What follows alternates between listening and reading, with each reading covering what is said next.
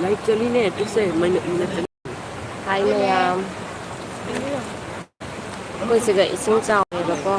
Đây ghi hình sự sự xin chào đấy. Aduh. Yang có ma'am. Làm siang này gì? Se.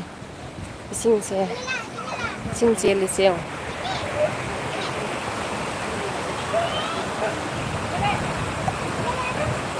Xin chia lấy se sorok se loi na xin se. Sorok se xin chia le ba ko sorok mathak se. Aduga se labuk lon de chen thari ne ba. Sorok ki oi thang ba ronda keno lei ba kari turien lei ba. Aduga swandana kai no ni. Labuk ne ba labuk lon sina putli na ko adun sorok lon de chen tharak pa ne ba se.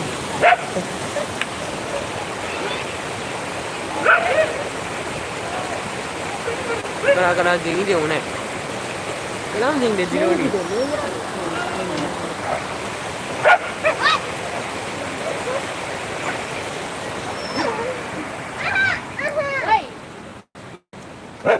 Tàu này, lai thuộc vào tàu rồng. Giờ nó đang đang đi xe. Đi mà, ha, ising chăng đồ đấy.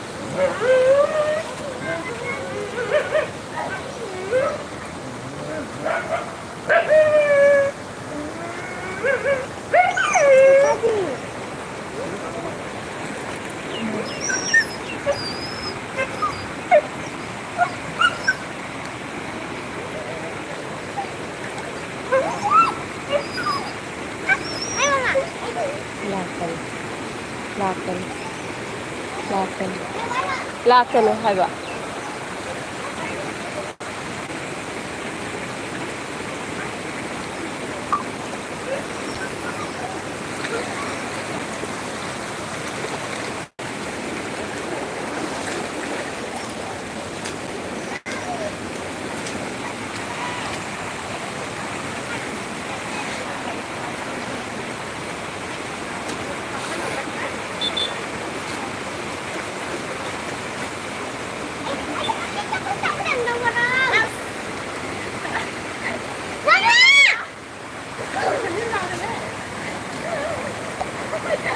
Karian.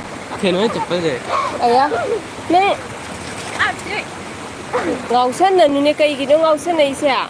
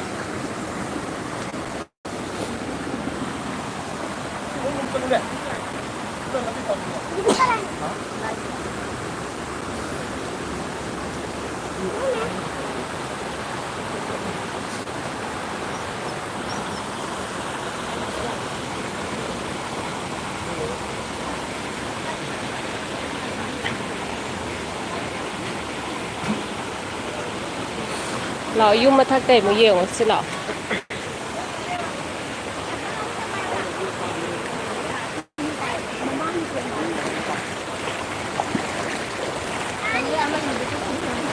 Nè.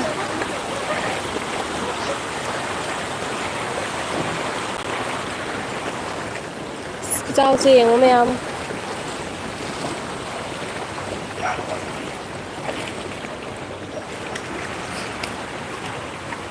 Nirman, ngồi đi cầm anh ta hầu đi.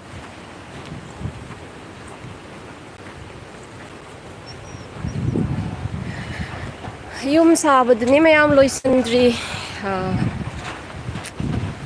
loisandri ba ko ado si mathakta chatlaga yengsi amuk labuk londa kamain tawge ai do yengsi ko mayam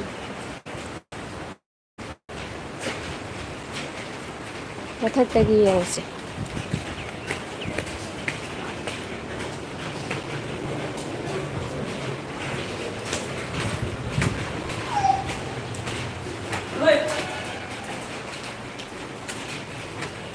ꯏꯁꯤꯡꯁꯦ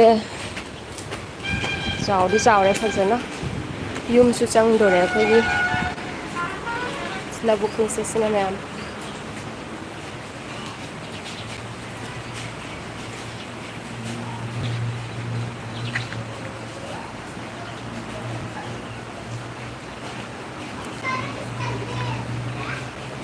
इसिंग उतलाए ma'am इसिंग उतलाओ अमुक्ता सेनी ma'am इसिंग से सिना लबुक loan ओइबनेबको लबुक loan ओइरबनिना खतंगदी इसिंग से तुरेल लोंदगी चेंथरकपदा इसिंग से लबुक से खतंगदी वाटलेबको तुरेल लोंददी तुरेल level दिना खरा वांगे सिसना खरा नेमबने तप तपना सुम चेंथरकपने करी लमनो कसारदनी आई खोई लेरिसिना कसार कोंचेंग लेकाय हाइबो मफमदुदनी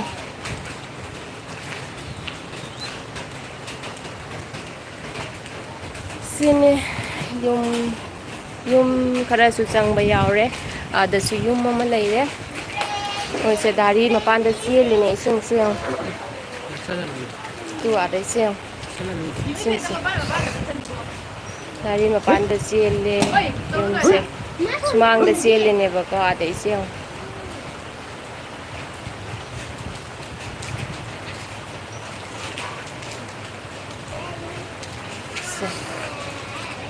आदसु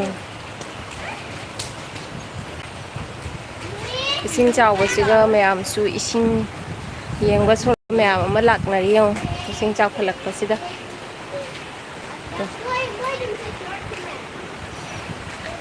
इसिंग चावबगा इसे मयाम नुंगाइफमदि लेपोन्तेको नत्रा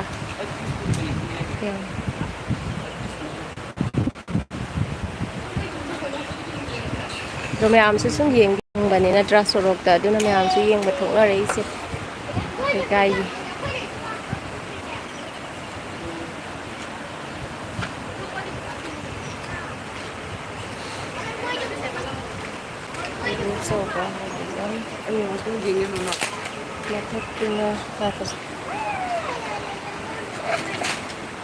मथक्तुना चिंला चिंग स्वाइसिगदी चिंग लेते अखोई लेकाइसिदी चिंग लेतेबको अखोइना लैरिसिना अखोइगी सेसे युम सायेबा अदुगी तलाई मथक्तने अखोइ लेपिसेते अखोइ युम साबा लोइसिंद्री अदो युम साबगी मथक्ता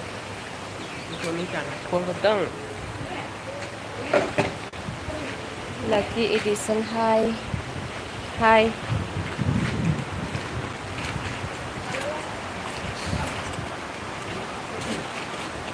ममा कोई दुम थमगदो लाइफता लाक्तिबगिदमक्ता थागतचरी अदो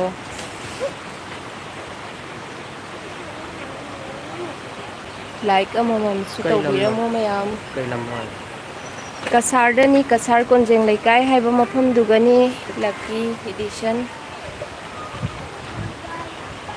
याम नुंगाइट्रेने योसे सिंग चावबा गाइसं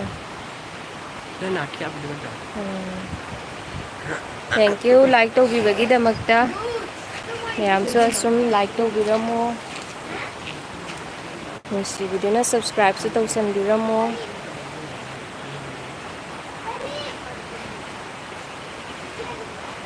खरगा हेलादी इसिंगसे नोंग खरगा चुरादी अदैदी खरगा इसिंगसे हेंगलादी युमसिंगसे चंगनारदौनिसे अयाम्बनसु चंगनाबा यावरे अदो खरा तोंगना लेबा खरा वांखतना साबा खरा धारीदो खरा वांगना साबा इमुंग सिंगदुदी खरा चंगद्रिबको खरा सु चंगबा हौरे नोटिफिकेशन अखोइ रोमददी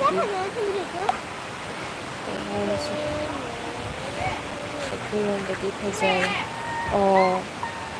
लकी एडिशन अखोइरोमददी फजरे चाउरब्रो नोइरोमदसु इसिंगसे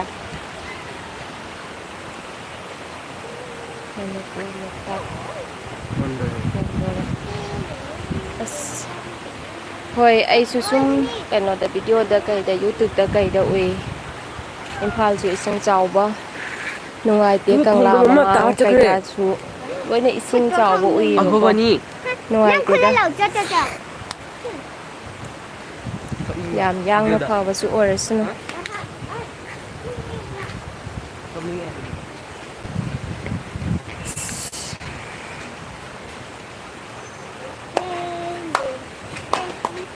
ꯑꯗꯩꯁꯤꯅ ꯂꯧꯕꯨꯛꯇ ꯌꯨꯝ ꯑꯃꯈꯛ ꯁꯥꯕꯅꯦꯕꯀꯣ ꯁꯤꯁꯨ ꯇꯧꯔꯤꯁꯤ ꯌꯦꯡꯉꯨ ꯉꯥ ꯐꯥꯗ꯭ꯔꯦ ꯏꯕꯣꯆꯧ ꯍꯥꯎꯕꯤꯖꯝ ꯉꯥ ꯐꯥꯅꯩ ꯉꯥ ꯐꯥꯅꯕꯁꯨ ꯌꯥꯎꯏ ꯑꯗꯣ ꯁ꯭ꯋꯥꯏꯁꯤꯒꯗꯤ ꯐꯥꯗ꯭ꯔꯦ ꯉꯥ ꯃꯌꯥꯝ ꯑꯃ ꯑꯩꯈꯣꯏꯒꯤ ꯅꯨꯄꯤ ꯏꯟ ꯊꯥꯔꯒ ꯃꯌꯥꯝ ꯑꯃ ꯐꯥꯅꯩꯕꯀꯣ ꯉꯔꯥꯡꯁꯨ ꯃꯌꯥꯝ ꯑꯃ ꯐꯥꯅꯩ ꯑꯗꯣ ꯁ꯭ꯋꯥꯏꯁꯤꯒꯗꯤ ꯐꯥꯗ꯭ꯔꯦ ꯁꯣꯝ ꯃꯈꯥ ꯑꯁꯣꯝꯗ ꯐꯥꯅꯍꯧꯔꯤ ꯃꯌꯥꯝ ꯁꯤꯒ ꯑꯩꯈꯣꯏꯒꯤ ꯕꯣꯔꯤꯡꯒꯤꯁꯤꯁꯨ ꯏꯁꯤꯡ ꯊꯨꯝꯗꯣꯔꯦ ꯏꯁꯤꯡꯁꯦ ꯆꯦꯟꯊꯔꯛꯏꯁꯤ ꯌꯦꯡꯉꯨ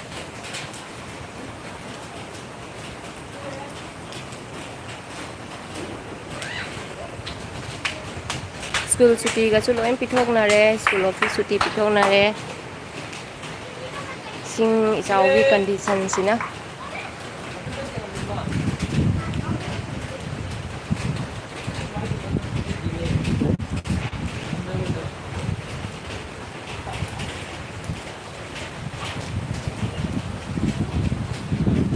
ꯃꯈꯥꯗ ꯐꯖ ꯐꯖꯅ ꯆꯠꯂꯨꯀꯣ ꯇꯥꯅꯤꯀꯣ ꯌꯦꯡꯉꯣ ꯅꯥꯟꯒꯅꯤ ꯌꯦꯡꯉꯣ ꯏꯆꯥ ꯅꯨꯄꯥꯁꯨ ꯂꯩꯔꯦ ꯁꯤꯒ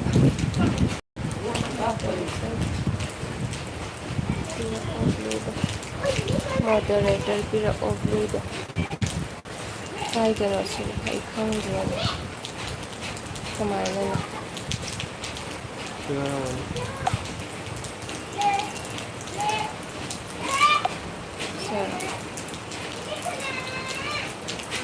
ꯀꯔꯝꯕꯅꯣ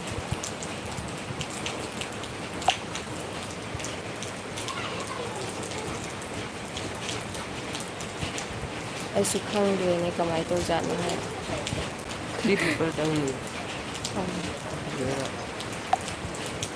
ꯍꯣꯏ ꯁꯤꯁꯨ ꯃꯥꯅꯦ ꯅꯠꯇꯦ ꯍꯩꯇ꯭ꯔꯦ ꯀꯃꯥꯏꯅ ꯇꯧꯗꯣꯏꯅꯣ ꯇꯥꯕ ꯍꯧꯔꯅꯤ ꯅꯣꯡꯁꯦ ꯍꯧꯖꯤꯛ ꯂꯦꯞꯄꯤ ꯍꯧꯖꯤꯛꯀꯤ ꯑꯣꯏꯅꯗꯤ ꯅꯣꯡꯁꯦ ꯂꯦꯞꯄꯤ ꯁꯨꯝ ꯅꯣꯡ ꯃꯪꯉꯦ ꯍꯧꯖꯤꯛꯁꯦ ꯑꯃꯨꯛ ꯈꯇꯪ ꯈꯔ ꯍꯦꯛ ꯆꯨ ꯑꯗꯩꯗꯤ ꯑꯃꯨꯛ ꯍꯦꯛ ꯂꯦꯞ ꯑꯗꯨꯃꯥꯏꯅꯅꯤ ꯑꯥꯗ ꯆꯤꯡ ꯃꯊꯛꯇ ꯌꯧꯔꯦ ꯂꯣꯏꯁꯤꯜꯂꯣ ꯌꯥꯔꯦ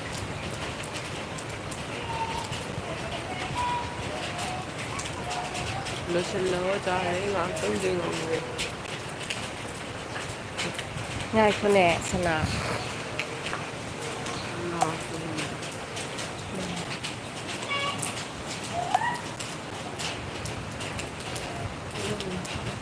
ꯃꯌꯥꯝ ꯑꯗꯣꯝꯗꯗꯤ ꯀꯝꯗꯧꯅꯔꯤꯒꯦ ꯏꯁꯤꯡꯁꯦ ꯅꯣꯡꯒ ꯇꯥꯕ꯭ꯔꯣ ꯏꯁꯤꯡ ꯆꯥꯎꯕ꯭ꯔꯣ ꯀꯃꯥꯏꯅ ꯇꯧꯒꯦ ꯏꯁꯤꯡꯁꯦ ꯍꯦꯟꯒꯠꯂꯛꯄ ꯂꯦꯞꯇ꯭ꯔꯤ ꯑꯁꯤꯗꯗꯤ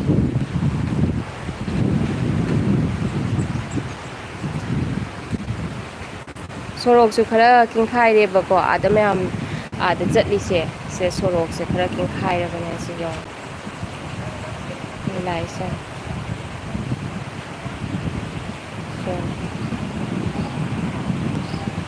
ꯁꯣꯔꯣꯛ ꯅꯥꯀꯟ ꯑꯃ ꯁꯣꯔꯣꯛ ꯈꯔ ꯑꯃ ꯀꯤꯡꯈꯥꯏꯔꯦꯕꯀꯣ ꯊꯦꯡꯀ꯭ꯌꯨ ꯈꯝꯕ ꯂꯥꯛꯄꯤꯕꯒꯤꯗꯃꯛꯇ ꯇꯥꯕ꯭ꯔꯣ ꯑꯧ ꯈꯝꯕ ꯑꯦꯐ.ꯁꯤ ꯑꯩꯒ ꯀꯅꯦꯛ ꯂꯩꯕ꯭ꯔꯣ ꯍꯣꯏ ꯁꯤꯁꯦ ꯀꯩ ꯂꯝꯗꯩꯅꯣ ꯑꯩꯁꯦ ꯀꯣꯟꯖꯦꯡ ꯂꯩꯀꯥꯏꯗꯒꯤꯅꯤ ꯀꯁꯥꯔ ꯀꯣꯟꯖꯦꯡ ꯂꯩꯀꯥꯏꯗꯒꯤꯅꯤ ꯁꯣꯔꯣꯛ ꯑꯥꯗ ꯃꯆꯦꯠ ꯑꯃ ꯀꯤꯡꯈꯥꯏꯔꯦꯕꯀꯣ ꯒꯥꯔꯤ ꯆꯠꯄꯒꯗꯤ ꯌꯥꯔꯔꯣꯏꯁꯦ ꯋꯥꯗꯩꯁꯦ ꯀꯜꯚꯔꯠ ꯂꯩꯔꯝꯃꯦꯕꯀꯣ ꯍꯥꯟꯅ ꯑꯗꯣ ꯁꯤꯁꯦ ꯀꯜꯚꯔꯠꯁꯦ ꯃꯐꯝ ꯑꯃꯗ ꯑꯣꯟꯊꯣꯛꯈ꯭ꯔꯦ ꯑꯗꯣ ꯍꯧꯖꯤꯛ ꯈꯤꯡꯈꯥꯏꯔꯦ ꯃꯐꯝꯗꯣ ꯂꯛꯈꯤꯄꯨꯔꯒꯤꯔꯣ ꯈꯝꯕ ꯑꯌꯦꯛꯄꯝ ꯍꯣꯏ ꯂꯛꯈꯤꯄꯨꯔꯒꯤꯅꯤ ꯍꯥꯏꯇꯥꯔꯦ ꯂꯛꯈꯤꯄꯨꯔ ꯃꯅꯥꯛꯇꯅꯤ ꯀꯣꯟꯖꯦꯜ ꯂꯩꯀꯥꯏ ꯍꯥꯏꯁꯦ ꯃꯥꯅꯦ ꯂꯛꯈꯤꯄꯨꯔꯒꯤꯅꯤ ꯁꯦ ꯑꯩꯒ ꯀꯅꯦꯛ ꯂꯩꯔꯝꯒꯅꯤ ꯅꯪꯁꯦ ꯇꯥꯈ꯭ꯔꯦ ꯍꯣꯏ ꯑꯩ ꯆꯦꯅꯦꯜ ꯅꯪꯒꯤ ꯆꯦꯅꯦꯜꯁꯨ ꯑꯩ ꯁꯕꯁꯀ꯭ꯔꯥꯏꯞ ꯇꯧꯋꯦ ꯑꯩꯉꯣꯟꯗꯁꯨ ꯀꯩꯅꯣ ꯂꯩꯌꯦ ꯁꯕꯁꯀ꯭ꯔꯤꯞꯁꯟꯗ ꯂꯩꯔꯝꯒꯅꯤ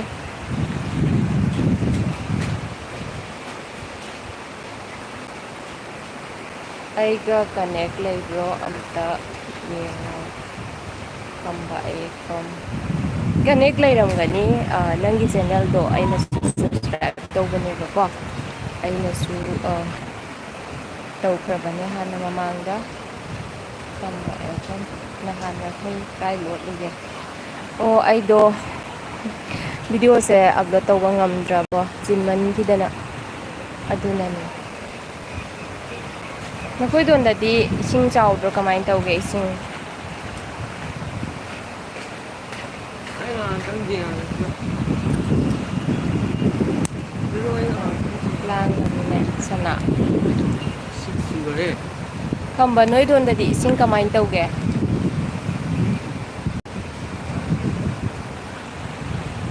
ꯏꯁꯤꯡ ꯌꯦꯡꯕ ꯆꯠꯅꯔꯤꯅꯦꯒꯀꯣ ꯃꯤꯁꯤꯡꯁꯦ ꯇꯨ ꯌꯦꯡꯉꯣ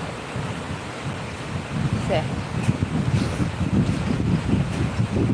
ꯁꯤ ꯃꯅꯥꯛꯇ ꯀꯩꯒꯤ ꯐꯔꯤꯁꯦ ꯌꯦꯡꯕ꯭ꯔꯣ ꯌꯦꯡꯉꯤꯌꯦ ꯌꯦꯡꯉꯤ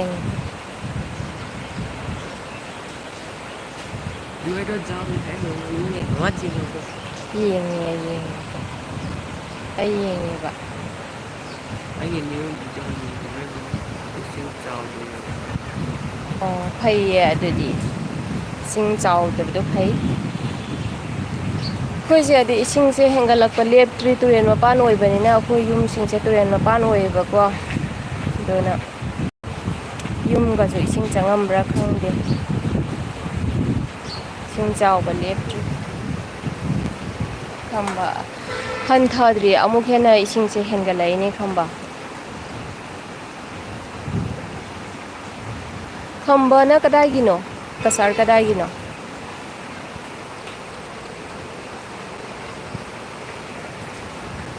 ꯁꯤꯗ ꯏꯁꯤꯡ ꯆꯥꯎꯗ꯭ꯔꯦ ꯐꯩꯌꯦ ꯏꯁꯤꯡ ꯆꯥꯎꯗꯕ ꯐꯩ ꯑꯩꯈꯣꯏ ꯁꯤꯒꯗꯤ ꯏꯁꯤꯡꯁꯦ ꯃꯔꯨꯔꯣꯝꯗ ꯆꯨꯕ꯭ꯔꯥ ꯈꯪꯗꯦꯕꯀꯣ ꯑꯗꯨꯅ ꯇꯨꯔꯦꯟꯁꯦ ꯏꯁꯤꯡ ꯍꯦꯟꯒꯠꯂꯛꯏꯕ ꯑꯗꯨꯗꯨꯅ ꯁꯣꯝꯗꯁꯨ ꯇꯨꯔꯦꯟꯗ ꯏꯁꯤꯡ ꯍꯦꯟꯒꯠꯂꯛꯑꯕꯅꯤꯅ ꯑꯩꯈꯣꯏ ꯁꯣꯝꯗꯁꯨ ꯏꯁꯤꯡꯁꯦ ꯂꯣꯏ ꯆꯦꯟꯊꯣꯔꯛꯑꯦꯗꯅ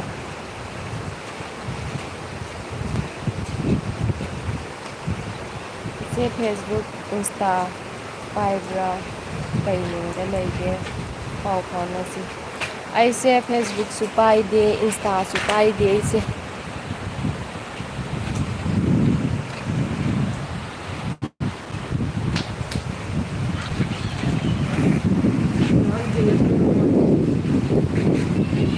ꯑꯩꯁꯨ ꯁꯦꯞ ꯇꯧꯕꯤꯔꯝꯃꯣ ꯂꯛꯀꯤ ꯏꯗꯤꯁꯟ ꯑꯩꯁꯨ ꯁꯦꯞ ꯇꯧꯕꯤꯔꯝꯃꯣ ꯍꯣꯏ ꯁꯣꯏꯗꯅ ꯇꯧꯖꯔꯛꯀꯦ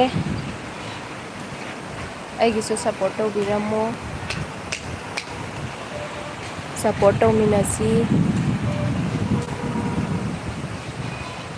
ꯈꯝꯕ ꯑꯌꯦꯛꯄꯝ ꯕꯥꯝꯔꯥꯝꯄꯨꯔꯒꯤ ꯑꯣ ꯕꯥꯝꯔꯥꯝꯄꯨꯔ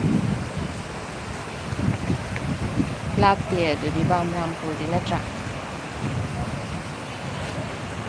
ꯑꯥꯗꯁꯨ ꯑꯍꯟ ꯑꯃꯒ ꯂꯥꯛꯑꯦ ꯌꯦꯡꯉꯣ ꯏꯁꯤꯡꯁꯦ ꯆꯠꯄ ꯀꯤꯖꯩꯌꯦ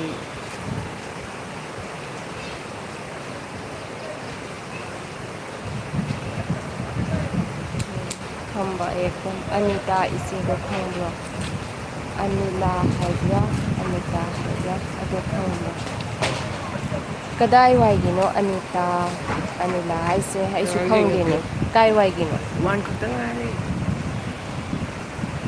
ꯀꯩ ꯂꯝꯗ ꯂꯩꯒꯦ ꯍꯥꯏꯕ ꯑꯅꯤꯇꯥ 20 ꯍꯥꯏꯁꯦ ꯃꯤꯅꯠꯁ ꯅꯠꯇ꯭ꯔꯣ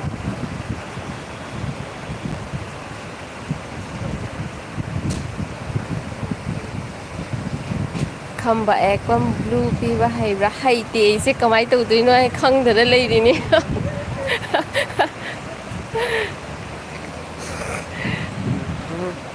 ꯑꯩꯁꯦ ꯌꯥꯝꯅꯁꯨ ꯍꯩꯕ ꯅꯠꯇꯦꯕ ꯀꯃꯥꯏꯅ ꯇꯧꯒꯦ ꯑꯝꯇ ꯍꯥꯏꯔꯛꯎꯅꯦ ꯆꯠꯈ꯭ꯔꯦ ꯖꯤꯔꯣꯅꯤ ꯆꯠꯆꯈ꯭ꯔꯁꯅꯨ ꯄꯤꯔꯣ ꯑꯩ ꯍꯥꯏꯒꯦ ꯉꯥꯏꯈꯣꯅꯦ ꯄꯤꯔꯣ ꯑꯩ ꯉꯥꯏꯍꯥꯛ ꯑꯗꯨꯃꯥꯏꯅ ꯗꯤꯁꯇꯔꯕ ꯀꯅꯨ ꯃꯃꯥꯗ ꯖꯤꯔꯣ ꯆꯠꯈ꯭ꯔꯦ ꯑꯩ ꯀꯔꯤ ꯇꯧꯉꯥꯏꯅꯣ ꯄꯤꯔꯣ ꯑꯩ ꯉꯥꯏꯍꯥꯛꯇꯪ ꯌꯦꯡꯉꯒꯦ ꯌꯦꯡꯉꯨ ꯂꯝꯕꯤꯁꯦ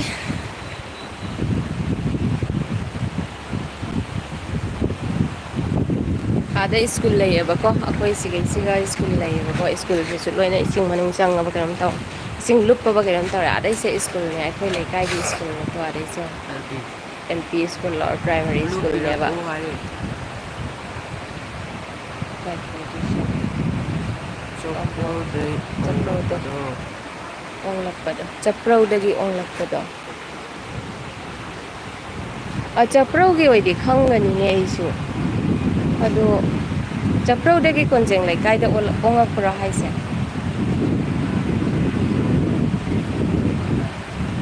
ꯆꯐ꯭ꯔꯧꯒꯤ ꯃꯤꯗꯤ ꯑꯩ ꯈꯪꯗꯦꯕꯀꯣ ꯑꯗꯨꯒ ꯂꯛꯈꯤꯄꯨꯔ ꯆꯐ꯭ꯔꯧꯗꯩ ꯍꯣꯡꯂꯛꯄꯗꯣ ꯀꯣꯟꯖꯦꯡ ꯂꯩꯀꯥꯏꯗ ꯑꯩꯁꯦ ꯃꯃꯤꯡꯒ ꯃꯁꯛꯇꯤ ꯈꯪꯉꯦꯕꯀꯣ ꯑꯗꯨꯒ ꯃꯃꯤꯡꯒ ꯀꯣꯟꯅꯅ ꯈꯪꯗꯕ ꯑꯣꯏꯔꯝꯒꯅꯤ ꯆꯐ꯭ꯔꯧꯗꯒꯤ ꯍꯣꯉꯛꯄ ꯂꯩꯌꯦꯕꯀꯣ ꯑꯗꯣ ꯑꯣꯏꯔꯝꯒꯅꯤꯅ ꯈꯟꯕꯗ ꯑꯗꯣ ꯃꯁꯛꯀ ꯀꯣꯟꯅꯅ ꯈꯪꯗꯕ ꯑꯣꯏꯔꯝꯒꯅꯤ ꯑꯩꯅ ꯂꯛꯈꯤꯄꯨꯔ ꯆꯐ꯭ꯔꯧꯗꯩ ꯑꯣꯟꯂꯛꯄ ꯀꯣꯟꯖꯦꯡ ꯂꯩꯀꯥꯏꯗ ꯆꯐ꯭ꯔꯧꯗꯒꯤꯅꯦ ꯍꯣꯡꯂꯛꯄ ꯂꯩ ꯀꯩꯅꯣ ꯍꯣꯡꯂꯛꯄ ꯂꯩꯕꯅꯦꯕ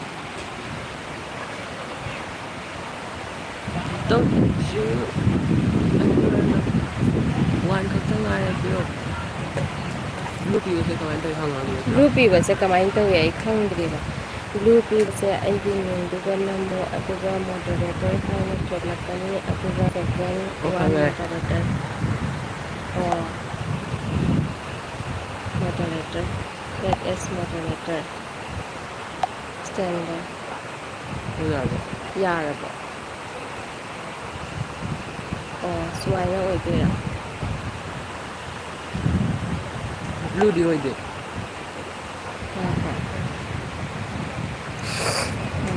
ꯃꯣꯗꯔꯦꯇꯔꯗꯨꯗ ꯅꯝꯃꯣ ꯁꯦꯀꯦꯟ ꯋꯥꯟ ꯃꯣꯗꯔꯦꯇꯔꯗꯨꯗꯤ ꯁ꯭ꯇꯦꯟꯗꯔꯠꯇꯨꯅꯤꯗꯅꯀꯣ ꯑꯣꯀꯦ ꯁꯦꯀꯦꯟ ꯑꯗꯨꯏꯗꯤ ꯑꯣꯏꯈꯔꯦꯅꯀꯣ ꯌꯥꯕ꯭ꯔꯥ ꯌꯦꯡꯉꯨꯅꯦ ꯑꯦꯂꯦꯛꯁ ꯃꯣꯗꯔꯦꯇꯔ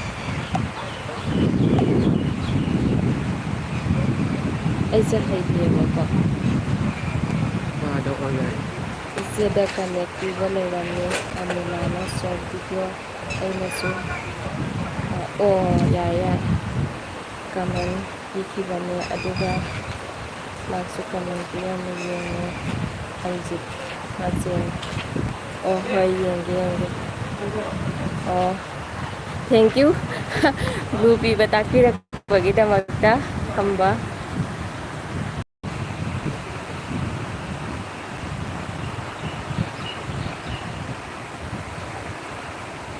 ꯂꯛꯀꯤ ꯏꯗꯤꯁꯟꯁꯨ ꯂꯥꯛꯑꯝꯕꯅꯤ ꯒ꯭ꯔꯨꯞꯁꯦ ꯃꯦꯔꯣ ꯒꯦꯃꯔ ꯍꯥꯏ ꯍꯦꯜꯂꯣ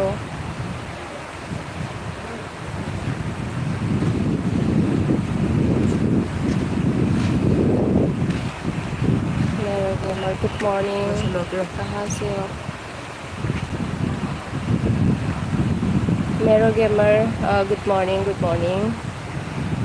हम ꯃꯣꯔꯣꯛ ꯍꯥꯏꯅꯤ कसार से हैं मोरो गेमर ꯚꯤꯗꯤꯑꯣꯗꯗꯤ ꯈꯔ ꯉꯥꯏꯔꯦ खम्बा थैंक यू लुपी बताक्बीबगीदमक्ता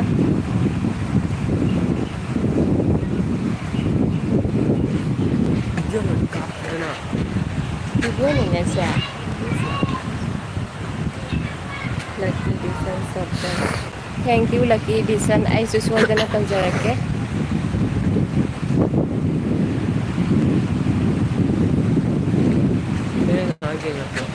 ꯃꯤꯁꯤꯡꯁꯦ ꯁꯨꯝ ꯅꯨꯡꯉꯥꯏꯕꯣꯏ ꯀꯩꯕꯣꯏ ꯏꯁꯤꯡꯁꯦ ꯌꯦꯡꯕ ꯆꯠꯅꯔꯤꯅꯦꯕꯀꯣ मोरो गेमर थैंक यू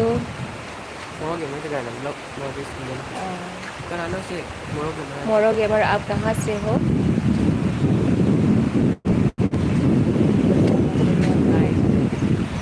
खंबा एक से समय यamna fazai thank you Moro gamer like and sister thank you Moro gamer message pin tawba hebra au message pin tawba di hai ayak pa khamba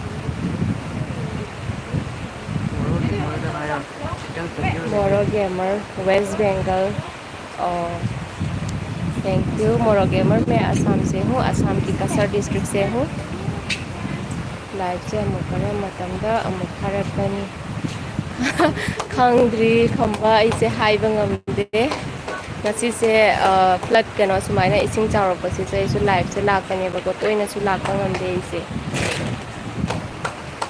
sum notification lakani dana ko diba sum lakdiu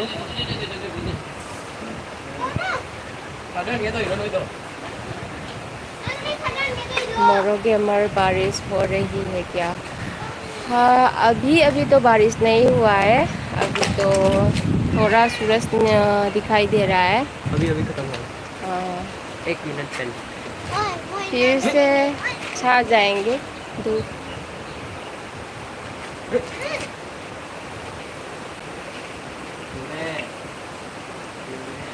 खंबा I knew video हापचबने comment पिरौ येंगलगा होय होय पिरके आई comment पिरक्ट्रसुने assume like तवे अदुगा सुम येंगेबको अदो होय होय पिरके होय पिरअगदि नुगाइबनि नत्रा आइसु video दगा सुम comment का पिरकसे सुम नुगाइ होय होय पिरके जे नोइरोमदा लाकपदा उनासी पिन तौरो होय होय उनासी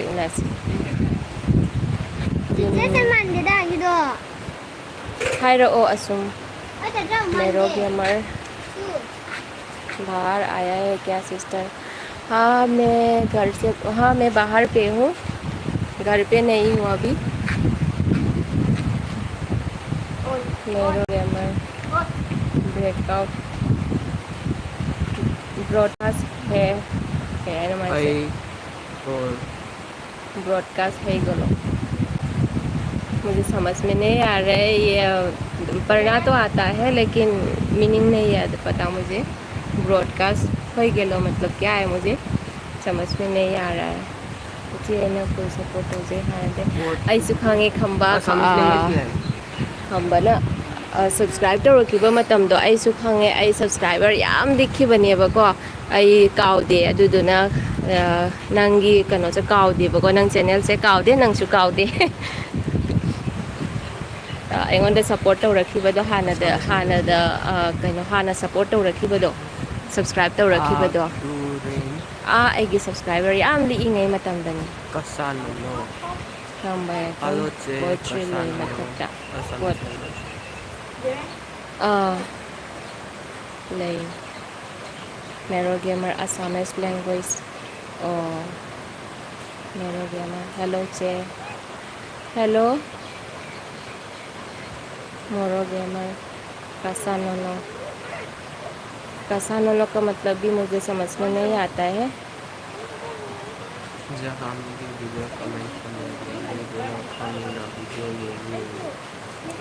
होय होय चुमे जहाँ मिगे चुमी मानी जेमिंग हाइरमो नोइरोमदा लाकपदा हायके आइगी मिंग सरन कुमारी कवेबको आई चैनल से सरन्स गैलरी निदना आइगी मिंग से सरन कुमारी कवे सुम हंगपदा अखोइगी लेकाइदा कोंजे लेकाइदा सुम हंगागा सु खंगनी सुम हंगा ओ लाओको गारो लैंग्वेज कसानो मोरो गेमर गारो लैंग्वेज मुझे गारो भी नहीं आता बांग्ला भी नहीं आता असमीज भी नहीं आता है तो आप प्लीज़ हिंदी में बोलिए बोरो लैंग्वेज बिनाना लव सिस्टर बोरो लैंग्वेज भी मुझे समझ में नहीं आता है क्योंकि मैं मणिपुरी हूँ इसलिए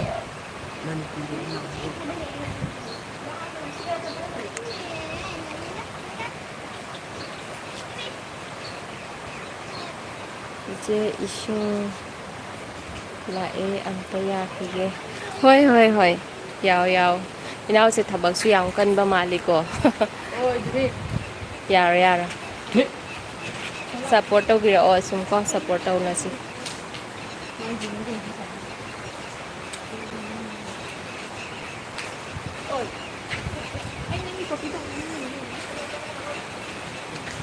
ada sule sing se sum jar jar hang kala ise manakta changani sala manakta changani ondhani manakta changani manak changani Kaya naman tayo do. Ayan. Layra mo ang magsangakan. Hoy, hoy, lao.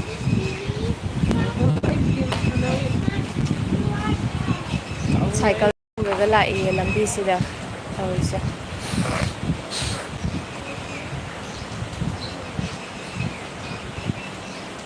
Ada yum si di ising change ba ko.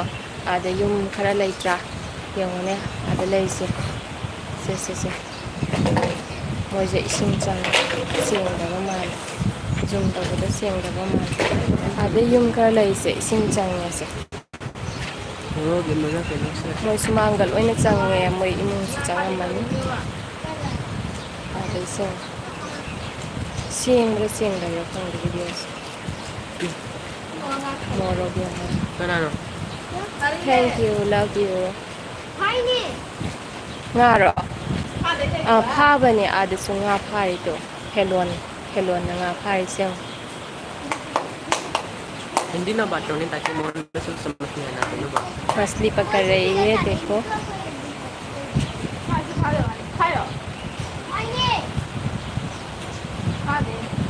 Hindi मत बताओ हिंदी मत बताओ हिंदी में बताओ आयो ना हिंदी में बताओ है मुझे हिंदी बोलो देखिए हमारे यहाँ फ्लड हो रहा है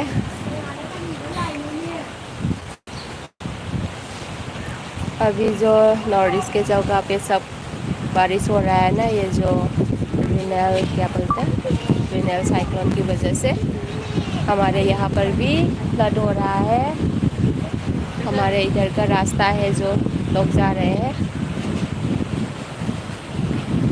देखिए लोग देखने आते हैं घूमने आते हैं देखो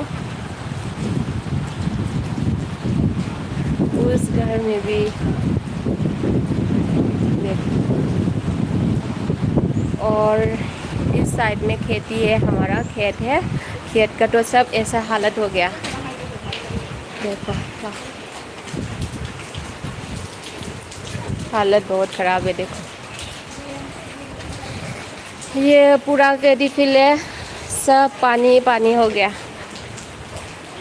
Kaya tayo nyo ay nga ang tingin pero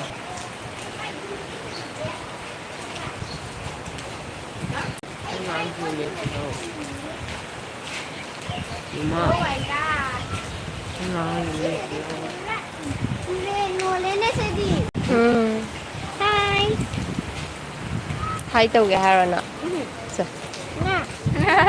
ना कोई जिमी सू लाई हो हमारा जिमी भी ऊपर आ गया देखो हमारा जिमी भी हमारा पीछे पीछे आ गए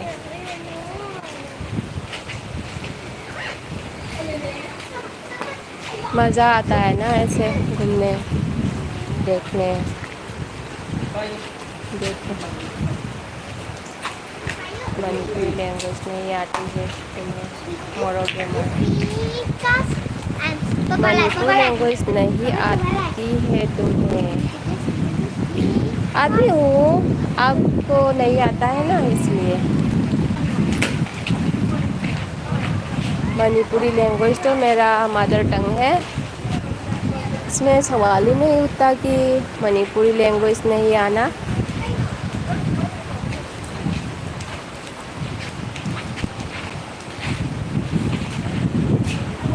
अभी क्या खाना खा बोलो अभी क्या खा बोलो अभी तक मैं कुछ भी नहीं खाया ब्रेकफास्ट किया अभी तो लंच भी नहीं बनाया बनाएंगे अभी बाहर घूमने आए हैं ना थोड़ा ꯅꯨꯡꯁꯤꯠ ꯀꯩꯅꯣ ꯇꯧꯕꯩ ꯑꯁꯣꯟꯗ ꯂꯩꯕ ꯃꯤꯁꯤꯡꯁꯦ ꯑꯁꯣꯟꯗ ꯂꯩꯕꯅꯦ ꯌꯨꯝꯗ ꯃꯣꯏꯁꯨ ꯏꯁꯤꯡꯁꯦ ꯂꯝꯕꯤꯁꯦ ꯆꯠꯄ ꯌꯥꯗ꯭ꯔꯕꯅꯤꯅ ꯊꯣꯡꯒꯥꯟꯁꯦꯀꯣ ꯏꯁꯤꯡ ꯉꯥꯛꯇ ꯉꯥꯏꯔꯃꯤꯅ ꯃꯅꯨꯡꯁꯤꯗ ꯐꯥꯏ ꯍꯥꯏꯅ ꯇꯧꯔꯛꯇꯅ ꯂꯩꯔꯦ ꯃꯣꯏꯁꯨ ठंडी में यार हिंदी में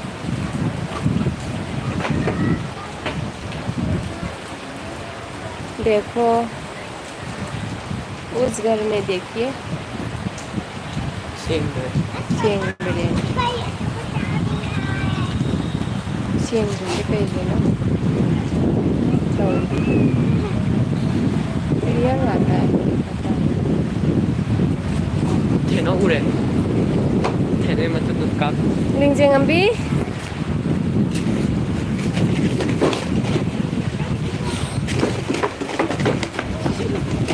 तौनु सना तौनु लेंगनु नहीं मसाले है नहीं आज देंगे वाला है जो चला जी देखो एक साइकिल थौड़ी से यंगो मैम साइकिल से थौबा यादरमिने साइकिल से इल्लगा चटलेबको साइकिल पे नहीं जा सकते ना इसलिए पैदल जा रहा है लांगन सना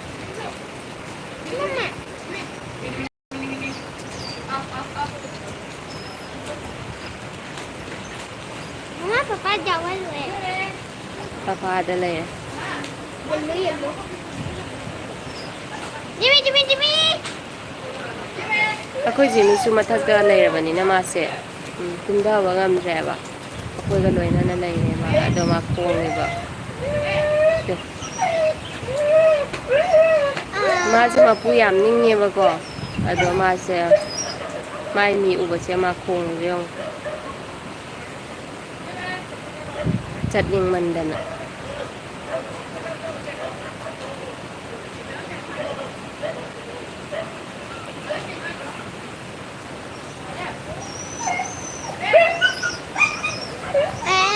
Jimmy. इसिंगसे आदे अखुतसे लानिंगिनेबको आदा अखुतंग खलेसे असिगी से लालगदी सोरोक मेन रोड तदी कैसु तौदेबको असिसेना अखोइ लेकाइगी लंबीनेबा अखोइ लेकाइ लंबीसिने इसिंग लोइना कनो तौसे मेन रोड ती कनो तौएबा वांगेबा अदुना मेन रोड तदी दिक्तामना कनो ओइदे इसिंग चावबगी प्रॉब्लम ओइदेबको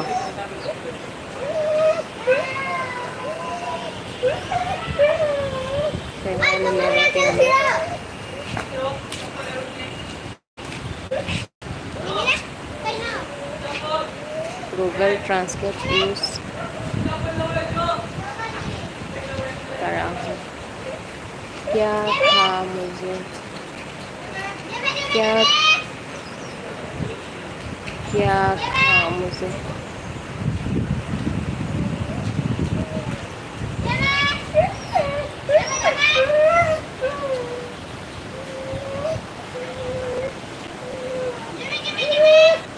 इसिंग मनाकता चलूसेरा इसिंग मनाकता मुझ चलूरगे मैम यूम साबगी वा कैकादनेबको से थम्मिसे मथक्ता लोइना थांगलिबा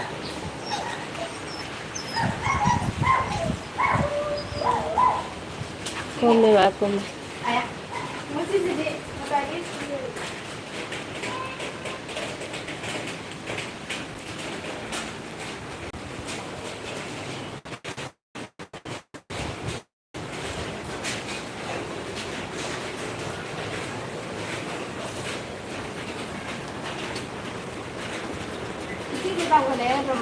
हाँ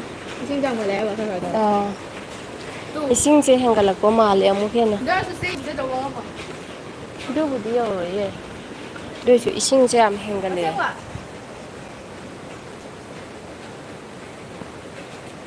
कई हाइना जो बेस रहा हो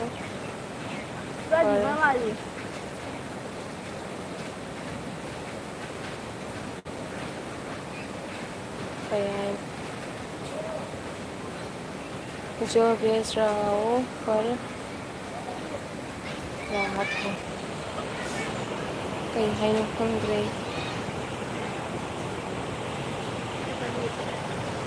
हाँ पागे वो सर तारों है आई है ने इसीलिए कनो से क्या कल ली नो क्या कल लेने उन्हें माइक्रोवेव क्या कल लेने इसीलिए मी बच्चे पे कम दरा मनी हाले हाँ नहीं माई से ला ले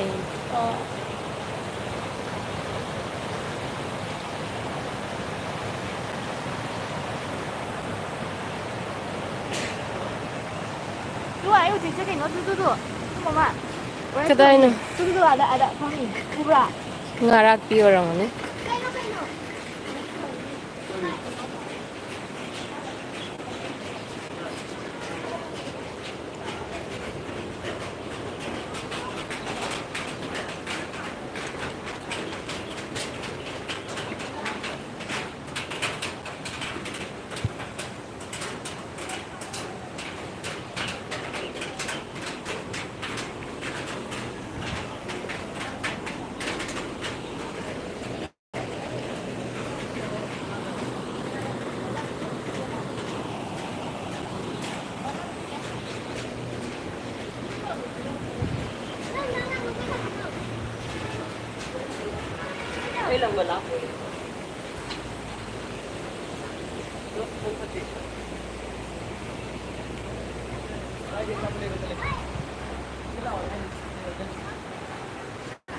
là ô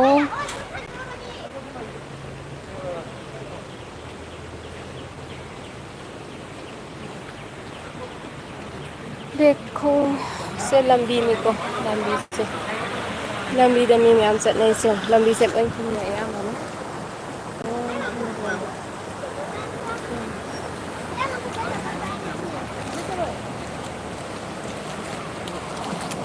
सोना कर ले सुनिए वाला अपना ये नाम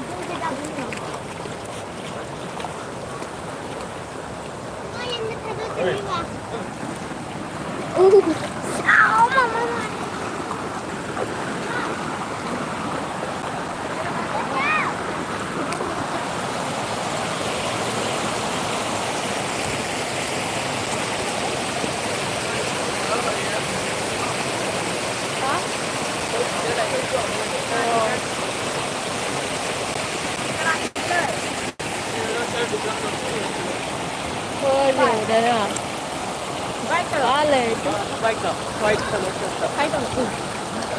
hai đầu nào cái này đủ đấy lệ thì tôi rồi liệp bạc à đấy sao bị đâu rồi hai đầu nào udah dia itu siapa dia nggak ketemu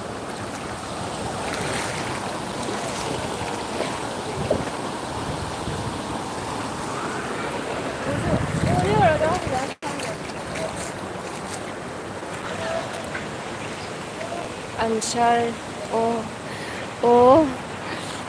अच्छा अंसार दो मुझे जो भेज रहा हूँ पर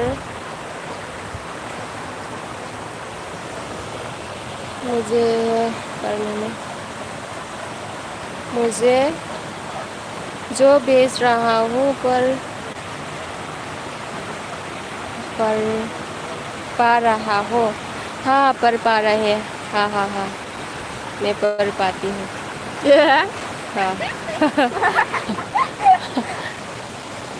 हाँ थोड़ा तो दिक्कत होता है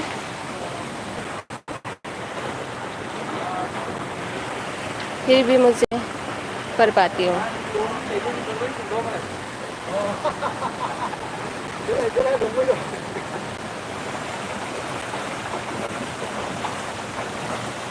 लोग घूमने जा रहे हैं ये पानी में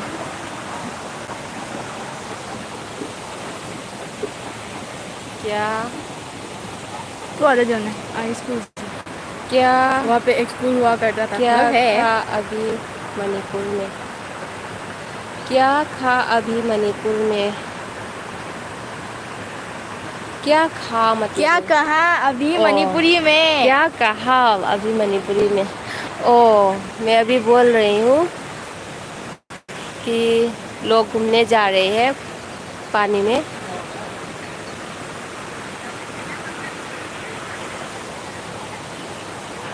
देखो हमारे गांव की लोग घूमने आ रही है। देखो मामा का कहाँ से चलो इधर।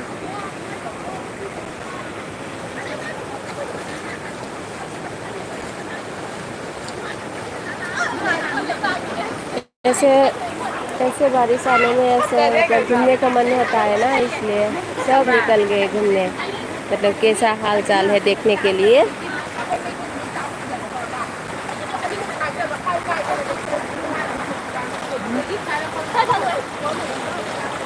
मणिपुरी वर्ड दिखाई नहीं दे रहा। मुझे भी समझ में नहीं आता है उतना। मैंने भी भेजा तो मणिपुरी वर्ड मैंने भेज।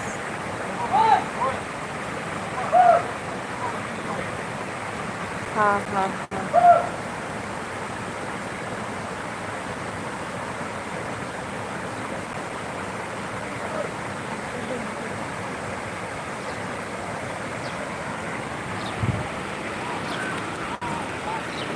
कितना जोर से चल रहा है देखो, बह रहा है पानी कितना जोर से। क्या कल नहीं है इसे से। हाँ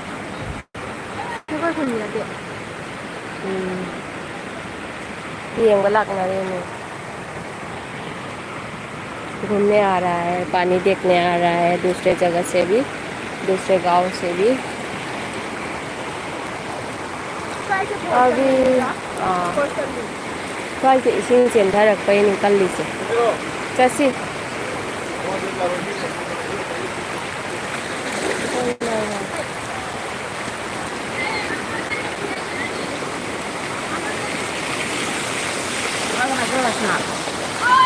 देखो हम लोग भी पानी में से उतरे अभी।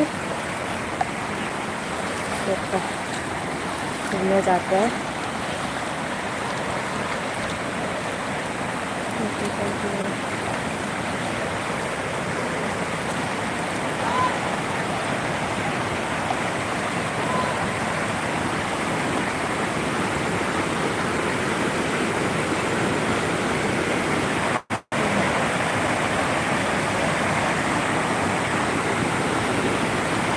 ऊपर से दिखाई दिया ना मैंने, वही जगह है देखिए।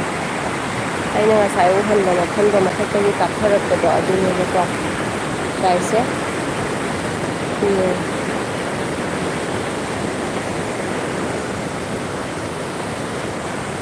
साइसे उसे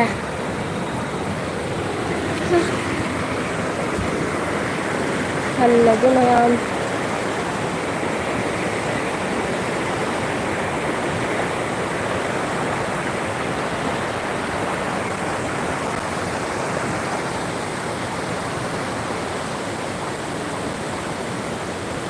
मैंने भी भेजा था मणिपुरी वर्ड में। हाँ हाँ हाँ हाँ हाँ हाँ मैंने देखा था आपका मणिपुरी वर्ड में। आप मणिपुरी आते हो?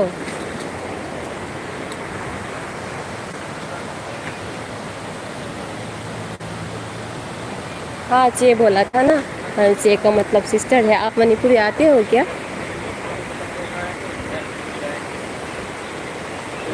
चसिरा चसिरा नहीं जी। तो कौन सा है मैं भूल गई, आप बता दीजिए।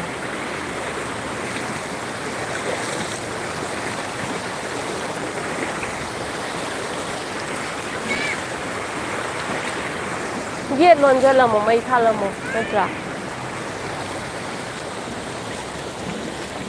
लाइफ सीखा है। अच्छा थैंक यू सीखिए। से का मतलब सिस्टर है।